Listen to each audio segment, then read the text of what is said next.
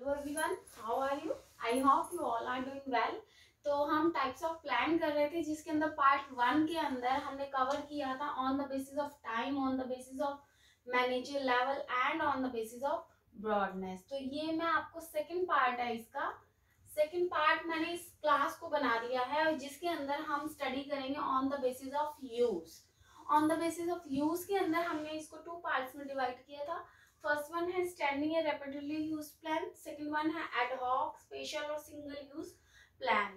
तो student, standing रेपिडेटली use plans क्या होते हैं कि टाइम टू टाइम हम डिफरेंट पॉलिसीज बनाते हैं, डिफरेंट रूल्स बनाते हैं, और कई बार क्या करते हैं किसी वर्क को करने के लिए हम उन्हीं प्लान्स, वही रूल्स रेगुलेशन हमारे रिपीट भी होते रहते हैं। तो इसलिए हम इसको स्टैंडिंग मतलब ये सेम बने रहते हैं, इनको कुछ चेंज करते हैं तो थोड़ा बहुत चेंज हो जाता है। ऐसा नहीं है कि रूल्स बार बार हम चेंज करेंगे।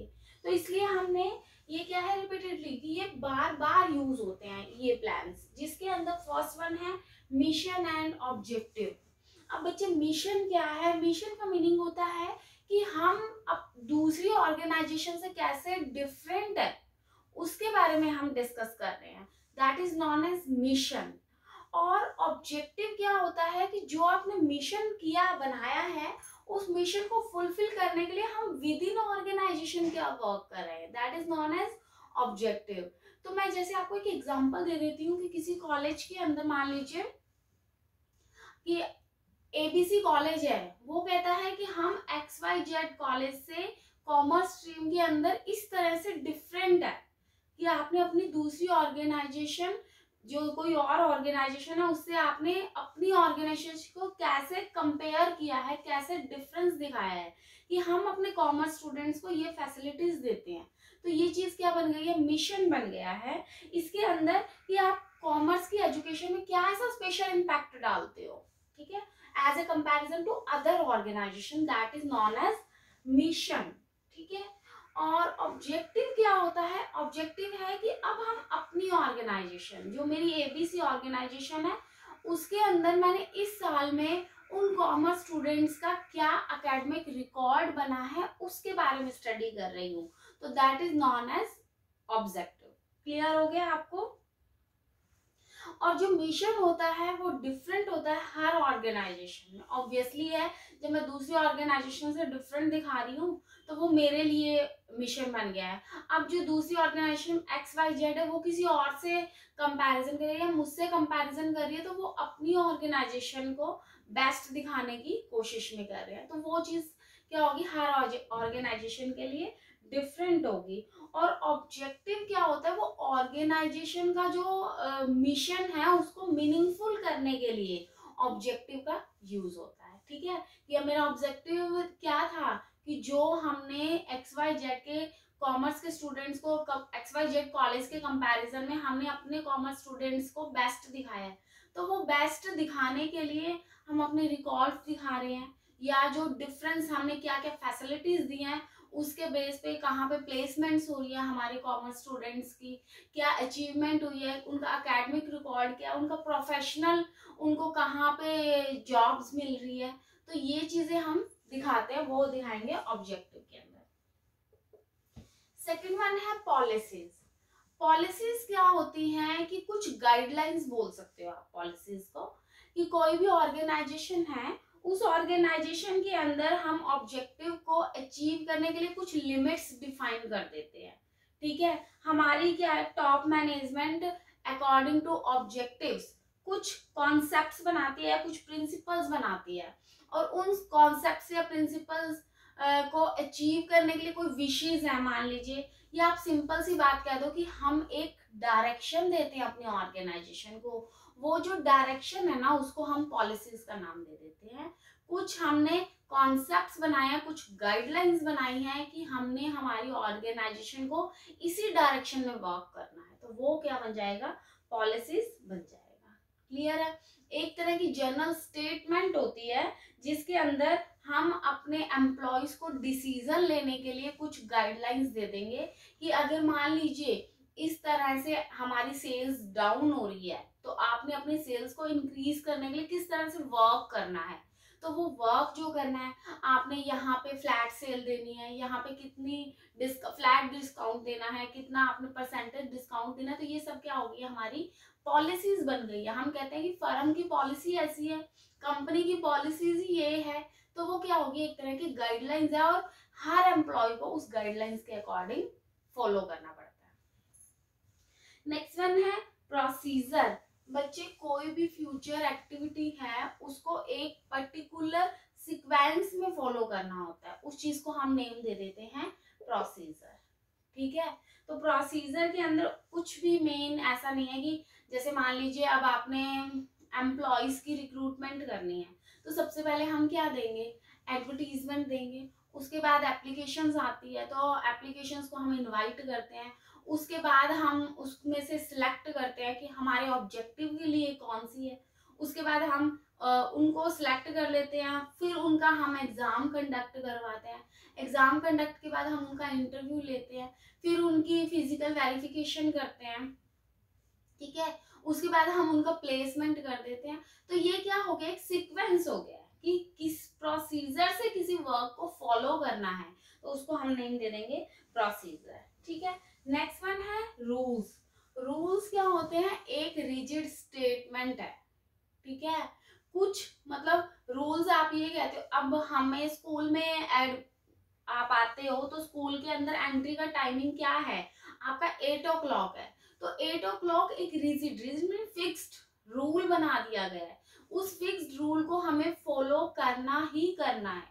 आपने लीव लेनी है तो लीव के लिए आपको एप्लीकेशन ऑनलाइन सबमिट करनी है आपके स्कूल के अंदर, तो वो चीज क्या बन गई, एक फिक्स रूल हो गए हैं जो आपकी ऑर्गेनाइजेशन आपको बताती है कि what is to be done, who is to be done, by whom is to be done, how is to be done. ठीक है, तो उसको हमने नेम दे दिया है रूल का। क्लियर है बच्चे? नेक्स्ट वन है स्ट्रेटेजी।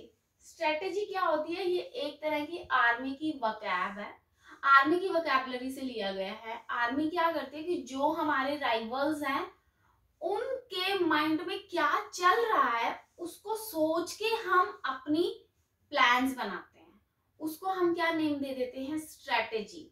कि कहते हैं ना रणनीति बना रहे हैं हम कि हमारा राइवल कैसे वर्क कर सकता है, तो वही सेम चीज है।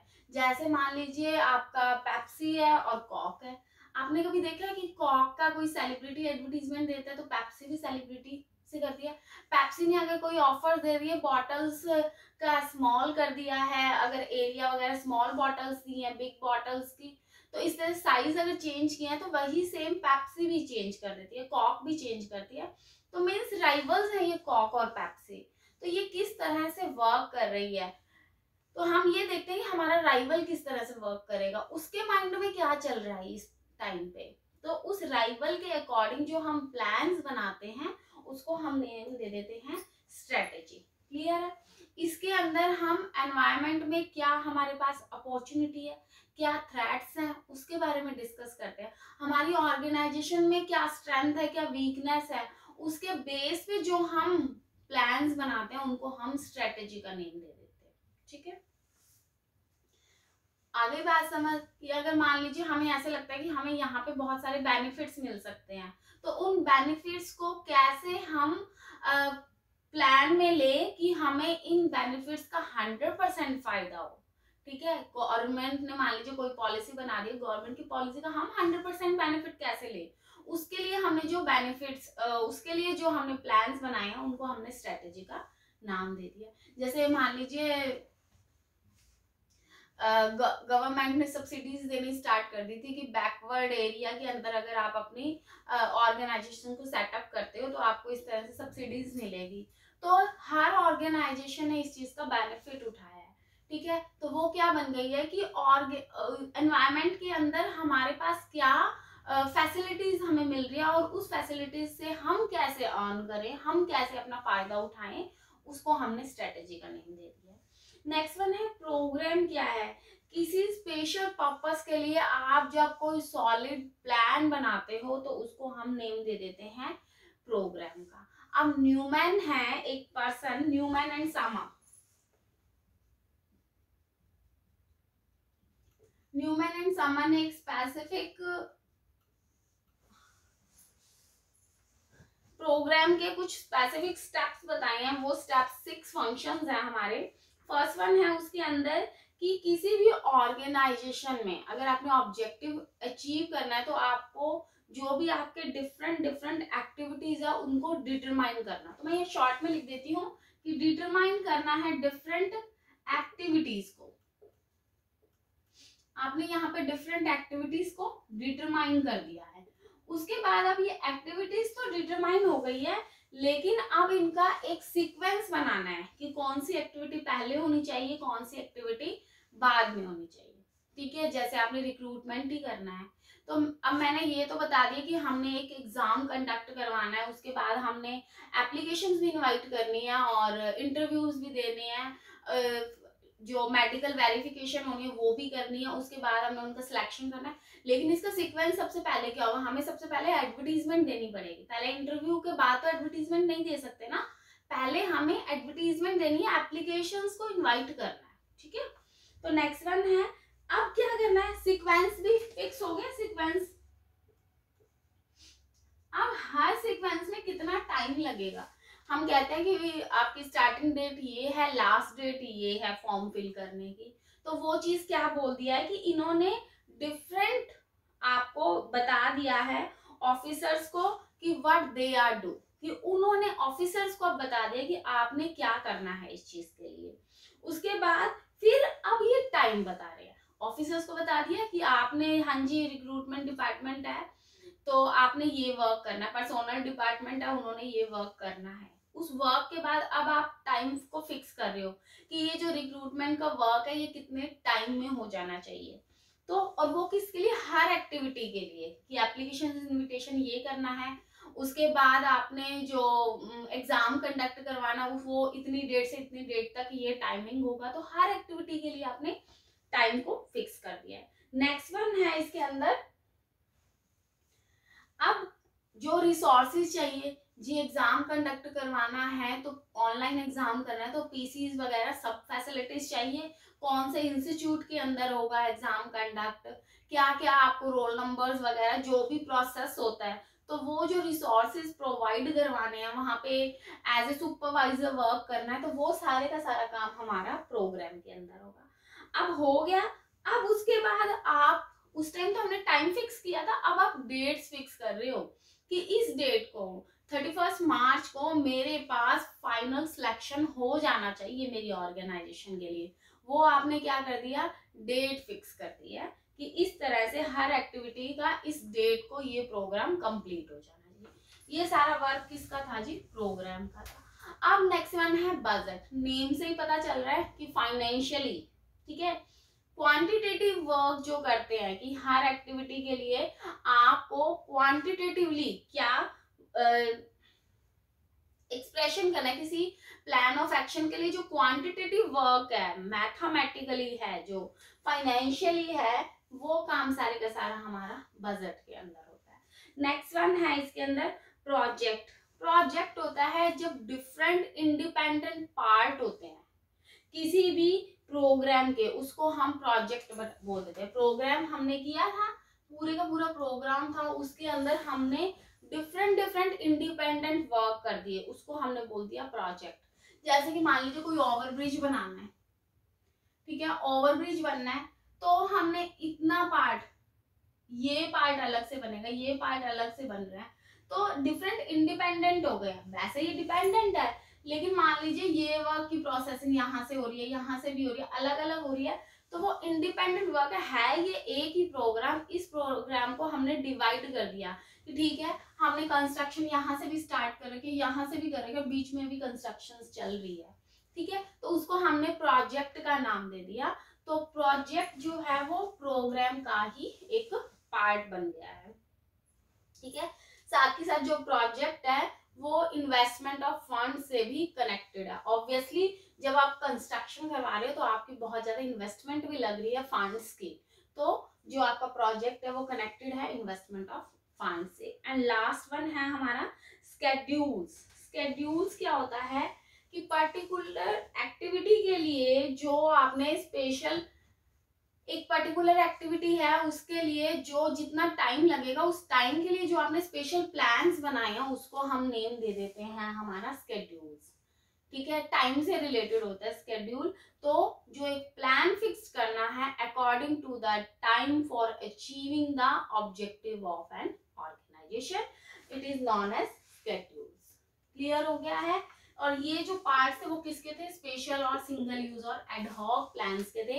मीन्स ये स्पेशल प्लान्स होता है, कोई ओवरब्रिज बनाना है तो रेगुलर हमने हर 4-5 ईयर्स में ये वाला ओवरब्रिज नहीं बनाना है, ये एक बार बन गया तो मोर देन 50 ईयर्स तक चलना चाहिए, तो ये एक प्रोजेक्ट है।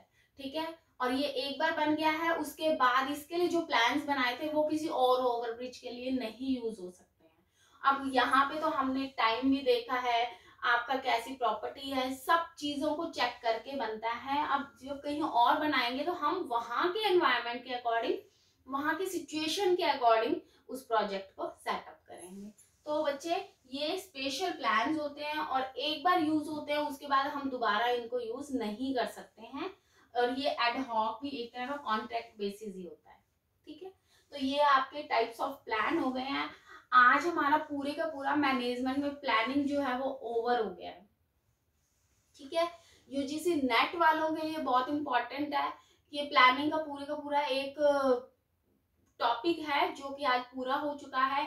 बीकॉम में भी आता है प्लानिंग, एमकॉम में भी है प्लानिंग, तो वो आज हमारा कंप्लीट है। तो अब हम मिलते हैं नेक्स्ट वीडियो के अंदर। Thank you so much, please like subscribe and share my channel, बहुत मोटिवेशन मिलती है, आगे बहुत ज्यादा वीडियो और बनाने के लिए हमें मोटिवेट होते हैं। तो thank you so much, have a nice day and God bless you.